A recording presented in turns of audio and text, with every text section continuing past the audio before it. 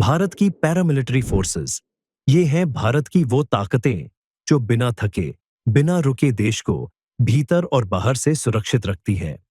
चलिए जानते हैं इनके बारे में विस्तार से। CRPF, central reserve police force, Bharat की सबसे बड़ी पैरामिलिट्री फोर्स है। इसकी स्थापना हुई थी 1939 में और इसका हेडक्वार्टर है नई दिल्ली। यह देश के भीतर नक्सलवाद, दंगे और चुनावों में सुरक्षा की जिम्मेदारी संभालती है। अब बात करते हैं भारत चीन सीमा यानी एलएसी की रक्षा करने वाली ITBP, Indo Tibetan border police. ITBP की स्थापना 1962 में इंडो चाइना युद्ध के बाद हुई थी। इसका हेडक्वार्टर भी नई दिल्ली में है। हिमालय की बर्फीली चोटियों पर आईटीबीपी की ड्यूटी सबसे कठिन मानी जाती है।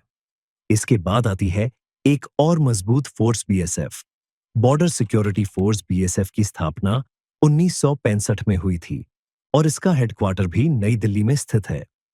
यह पाकिस्तान और बांग्लादेश से लगी सीमाओं की सुरक्षा करती है। फिर आती है एसएसबी, साष्ट्रा सीमा, बालादासप। इस फोर्स की स्थापना 1963 में हुई थी और इसका हेडक्वार्टर भी नई दिल्ली में है। एसएसबी नेपाल और भूटान से लगी खुली सीमाओं की निगरानी करता है।